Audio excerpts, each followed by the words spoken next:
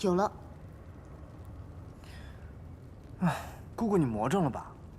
我要去青丘寻一个小仙，让她做夜华造屋里的关门弟子。这样，就算夜华离开青丘了，我们也有的吃了。好，米谷，这就这样绑门去。我已经安排了一个婢女化作道姑，在凡间照顾元贞。为何你还要坚持去青丘找白浅？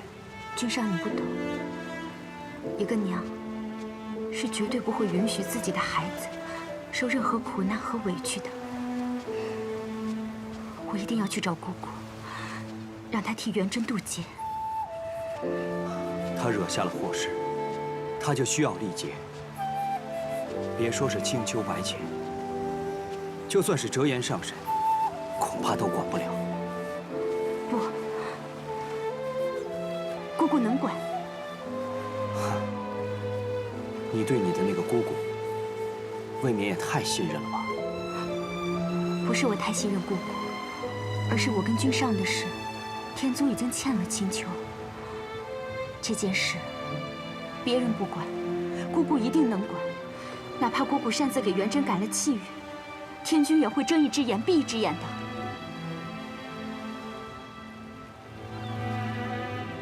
你说的倒也有些道理。不过，白浅的性子，若是他为难你，君上不要担心，姑姑已经归还了我破云扇，并且许了我一个心愿。她是个言出必行的人，一定不会拒绝我。蘑菇仙，你这贴什么呀？姑姑今日要选一个小仙做夜华君造屋里的关门弟子，机会难得啊！能做夜华君的关门弟子，哪怕是造屋内的，也是三生有幸啊。可就这一会儿，那狐狸洞前排了甚长2行队，这会儿去怕是晚了。不晚不晚，就在今夜，还来得及。走。听明谷说，你要选一个弟子给我。我会做羊肉，我会八卦。是啊，依我看，你就很不错。可你实在没有必要跟我学，我们2个有一个会就可以了。姑姑，太子殿下要哪一个？他一个也没看上，让他们都散了吧。散了吧，散了吧。芊芊，陪我去散散步。你这般疲懒，一堂花都是自生自灭，却也能养出天然雕饰的形貌，丝毫不比天宫瑶池的差，真是难得。哪里？我这是壶野池子，怎跟你的瑶池比？你们的瑶池数万年来被仙人凡人写了数千首酸诗，被千万人赞叹。你想去看吗？看什么？九重天，瑶池。啊，有机会吧。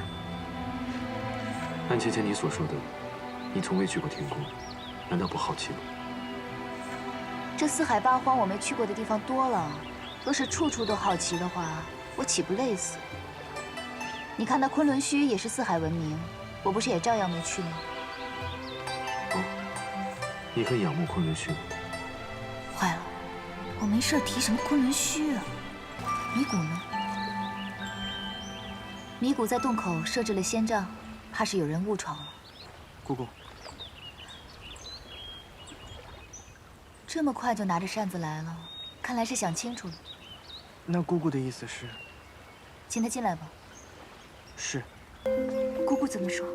姑姑说，让你进去。少卿，我若是你，根本就不会来见姑姑。最后一次，此事过后，少轩绝不踏入青丘半步。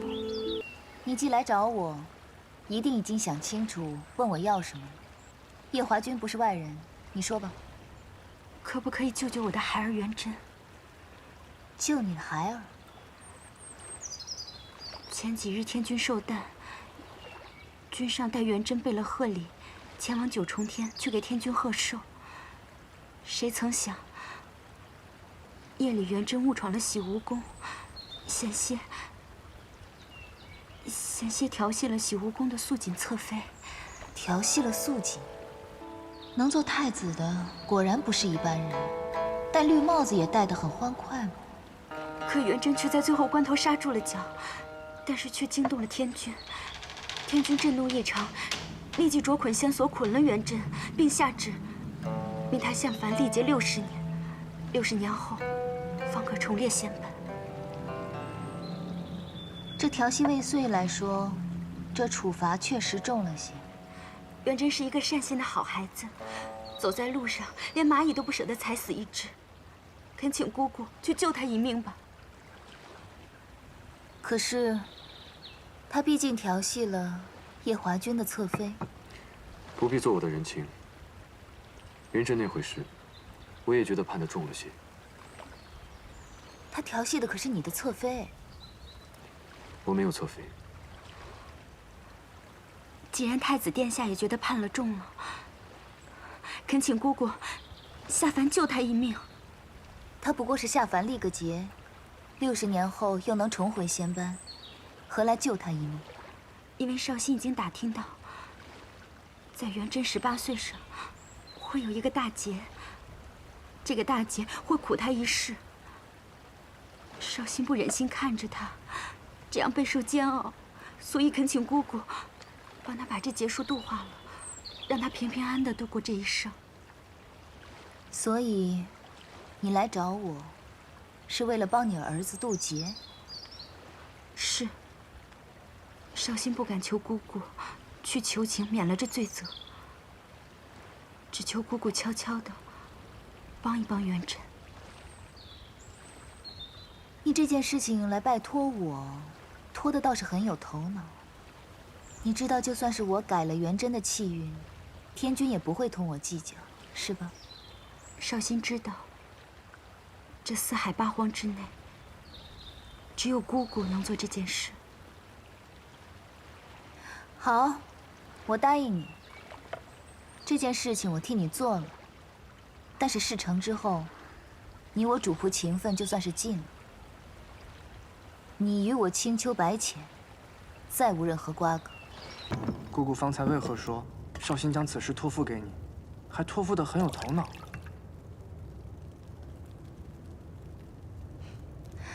偷听了？我是想听听，这个不顾主仆情谊，害我姑姑沦为4海笑话的人，又是怎样厚着脸皮来求姑姑的？九重天上呢，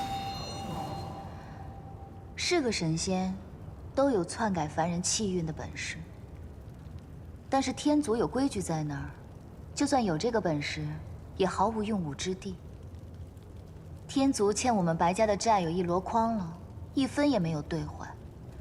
由我出面讨几分薄利，天君也会睁一只眼闭一只眼的，将这桩小事囫囵了。所以啊，此事由我出面最好。这个小八蛇，可真是机关算尽了。哼，他呀，聪明一点也好，在北海也不至于被欺负。此事简单，办完了，也算跟他断个干净。看来我要到东华帝君座下司命星君那里走一趟了，看看那元贞18岁立的是什么劫，哪个时辰哪个日子，如何应到人身上。司命星君脾气古怪，他手上那个气运簿子，连天君都不能借来看一看。你若想从他那里下手，怕会有些困难。那该怎么办呀？所幸，东华帝君的司命星君欠我人情。若是我去替你要，会有些方便。真的？你可以帮我要到吗？但你得答应我一件事。什么事啊？去凡间时，将自己的法力封了。封印法力？修改气运本就是逆天的事，你用多少法力去修改气运，就会有多少法力反噬到你身上。天谴，你虽是上神，但被这么反噬几次也十分严重。万一到时我们继任天君天后之位，那该怎么办？继任天后？你忘了，你迟早有一天要加入西游宫的。继任天君天后之位，必受81道荒火，9道天雷。若你再被法力反噬，我怕你会保不住性命。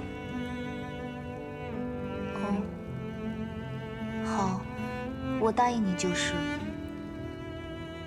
不过你我尚未成亲，若你近日要继任天君的话，我可是来不及嫁你的，也就谈不上81道荒火9道天雷了。怎么，我说的有何不妥？芊芊，你可是在怪我没有早日向你提亲吗？若在300年前我便娶了你，就没有今日这个担心了。我也就是随口一说。我看现在天色已不早了，夜华君不如早日帮我把这事办了，我好去替那元贞渡劫。太子殿下怎会想到看元贞的运步？白浅上神答应二叔的小妾，要助元贞渡劫。姑姑还真是宅心仁厚啊，一点都不计较那小八蛇在300年前抢走了二殿下。那我给殿下讲讲这元贞在凡间的事吧。元贞托生托到了一个帝王家，姓宋，叫做宋元贞。12岁上封了太子，如今快长到18岁了，结束将至。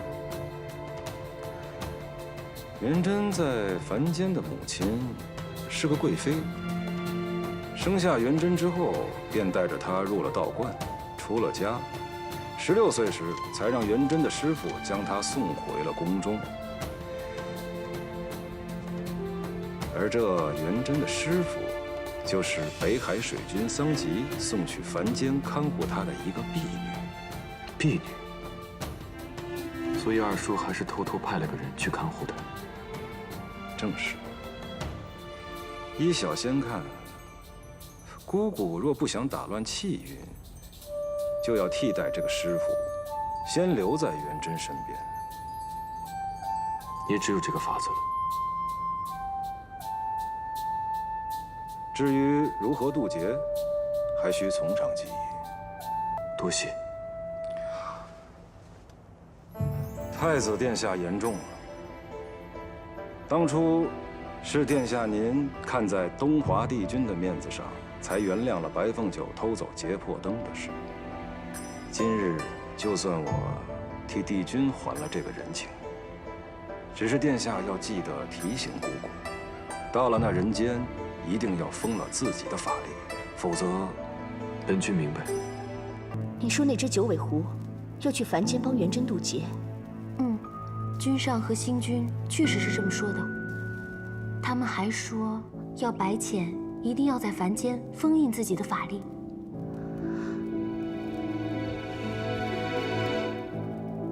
妙清妹妹，我可能也要让你去一趟凡间了。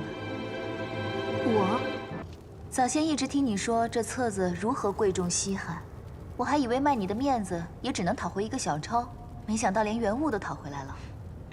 看看吧，司命这气运，写得很是让人唏嘘。这司命君不去写几个戏本，真的是屈才了。6月初1，皇帝出游处女春，太子元贞也会同行。到时会在河上出现一只大鹏鸟，将众人吓得惊慌失措。岸上一个美人意外落水，元贞就会跳下水去救人。所以这个劫是美人劫。元贞和那位美人在水中双双看对眼，只可惜，皇帝也瞧上了那位女子，就带回宫中宠幸了。这皇帝还真是多情啊！元贞不甘心失去一生所爱，就在某夜醉酒之后，和那美人曲径通幽。不久之后，美人就生下了一个皇子。所以，元贞是给他在凡间的老爹戴了顶绿帽子。没错，那名皇子自然就是元贞的儿子，但他自己不清楚。10多年之后，皇帝病入膏肓，皇子和元贞争夺太子之位，最后死在了元贞的剑下。这个噩耗传入了美人的耳中，上吊自尽。死之前留下了一封书信，告诉元贞事情的真相。元贞读后悲痛欲绝，也郁抹了脖子。可无奈，当时皇朝只留下他一个男丁。他只好忍痛坐上了龙座。这么一坐，就做到了60岁寿终正寝，疾苦一生。如此跌宕起伏的命运，元贞这一生还真是个传奇啊。如此说来，他18岁见到落水美人，是他关键的转折点。他只要不救那个美人，这一生就能顺顺当当的。不错。看来我要去凡间住个半年了，等到6月初1，去阻止他救这个美人。我已经为你安排妥当。你到了凡间之后，就会由元贞的道姑师傅引荐入宫，做元贞的新师傅。我要做道姑？不错。师姐，师妹，太子殿下，贫道与你的缘分已了了，也该离去了。师傅，只是身为殿下的师傅，如此贸然的离去，终归对不起殿下。幸好贫道的同门师姐云游四方，途经此处，贫道托师姐带贫道来看护殿下。师姐几百年不曾出师门了，此番能与元贞殿下结一趟师徒的缘分，与殿下也算是善福。可是元贞舍不得师傅啊。缘来缘去，都由不得你我呀，殿下。元贞明白，可是多谢道长这几年对元贞的看护。贵妃娘娘客气了，快来见过贫道的师姐吧。元贞，快拜见道长。道长，不错，不错。道长的意思是？贫道一眼就看出，太子殿下乃是9重天位列仙班的神仙。因犯了错事，才下凡历劫。那经过劫难，我儿还能重列仙班吗？如贫道点化得当，太子殿下又一心向道，我相信重回仙班并不是难事。快叫师傅！哦，师傅，您若是不嫌，日后便住在此处了。不错，你今日先回吧，明日再来与为师学道。是。这才正月初1，真是足足要住上半年，才能到舒玉川美人落水的日子。不过也好，能体会体会凡间皇家是如何过日子的。少仙，那日在东海义军出言不逊，今日反倒学会对昆仑虚低头了吗？我是来求见司音上仙的。你说什么？你要见司音？哼！7万年前，正是因为与你异界一战，我师尊战死，司音也随之失踪。你竟还有颜面来这里，还说什么要见他？上仙，前几日我见过司音，我想他与昆仑虚颇有情深。若是回来，他一定会来昆仑虚。什么？你见过他？在何处？在东海北岸，北荒境内。北荒，义军请回吧。虽说我昆仑虚为了天族不会再与异界为敌，可和异界也绝无任何情谊。至于司音，我和众师兄会继续找他的下落，就不劳义军费心了。不送。少仙留步。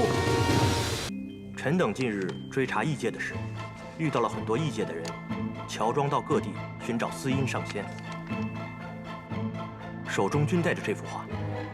听闻这幅画正本是义军离境亲手所绘，其余的全是副本。方才16师弟还来消息，今日义军上了昆仑虚，说是撞见了司音，特地去昆仑虚查看司音是否回了师门。我寻17师弟寻了7万年都没有线索，怎么叫他给撞见了？这分明又是祸国。狄风上仙，这画卷上面的人，可真是司音上仙？不错，正是我17师弟。你方才说离境义军与司音上仙见过？对，是离境对我师弟紫兰说的。可有说在何处？东海北岸。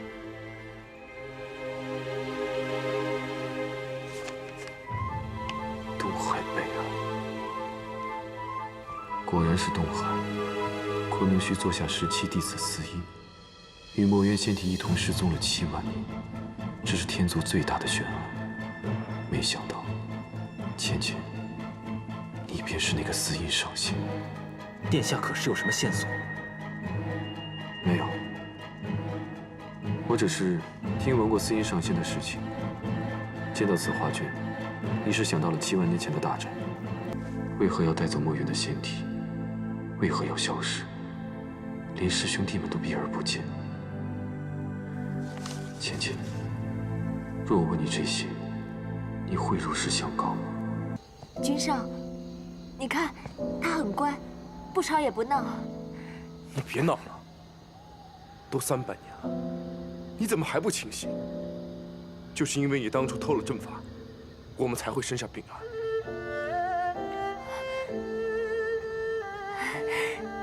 君上，臣妾已经找到法子，让他醒了。君上，只要婴儿醒过来，就证明臣妾可以生出健康的孩子。到时候，臣妾再为君上生上几个小皇子，啊，还有小公主。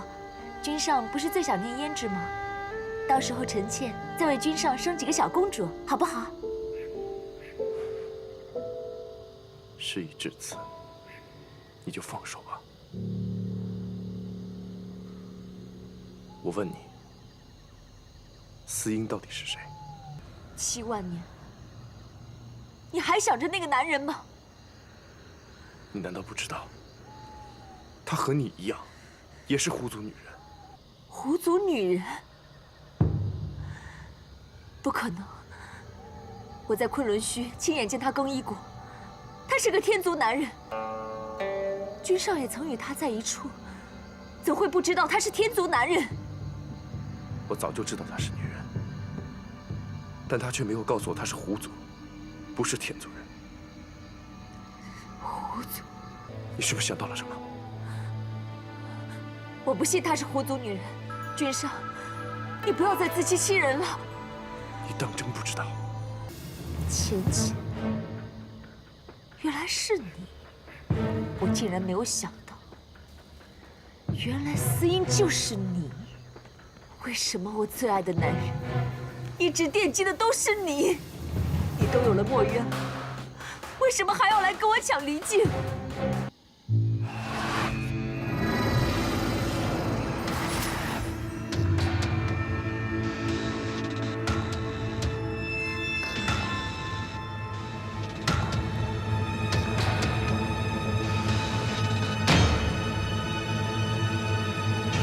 您看看这个，这是采用晨曦露水调制而成的仙乐玉露，您闻闻多香啊！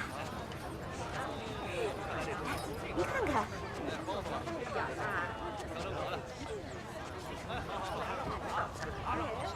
姑姑回来了。姑姑回来了，不是说去凡间了吗？是啊，这么快？没想到白浅竟然不在，真是老天爷来助我。天上一日，凡间1年。你们以为时间过得很快，实则已经过了数个月了。这倒也是，姑姑早上挑拣的，说是去凡间少则半年，多则1年，让我留着这琵琶，姑姑明日回来再取。那要不要我帮你送去狐狸洞啊？不必，我自己拿回去吧。谢谢了。姑姑今天可真可笑，是啊，太奇怪了。娘亲回来了。姑姑，娘亲，你方才叫我什么？娘亲不是告诉阿离说要离开青丘1日吗？怎的这么快就回来了？姑姑不是说您要去凡间至少有1日吗？凡间太过无趣，我就先回来了。无趣？怎么了？姑姑不是要去帮绍兴的儿子渡劫吗？就是因为渡劫太过容易，所以我就先回来了，陪娘亲进狐狸洞好吗？好。走。姑姑虽然宠爱小天孙，却知道天族礼法，从不叫他做儿子。今日的姑姑确实有些奇怪。好了，去将墨渊上神抱来吧。姑姑忘记了。忘记什么？你不是怕太子殿下发现墨渊上神，所以亲自施法将炎华洞给遮住了吗？哦，对啊，炎华洞。我们现在就去炎华洞吧。儿子，你在这等着我啊。你果然在这里。你不是姑姑。尼古，你不要胡闹。姑姑见了墨渊上神，都要先行弟子礼的。你不是姑姑，你是玄女。你个叛徒，你还敢来青丘？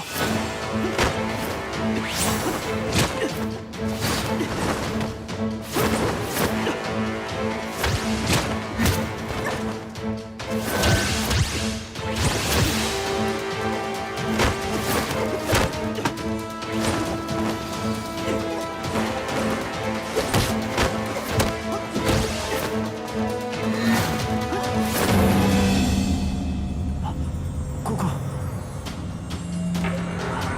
不是。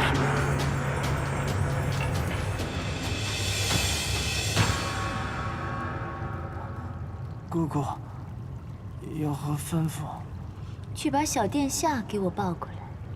是。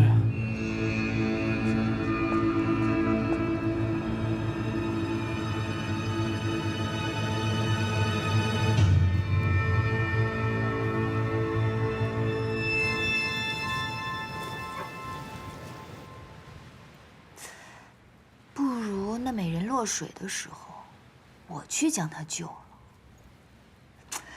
不可不可，万一那美人看上我了，岂不更麻烦？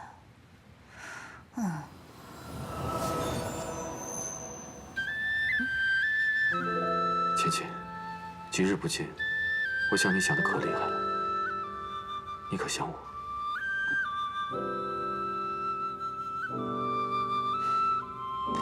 此番我来是要告诉你一桩大事。你可知元贞在这一世的爹是谁托的生？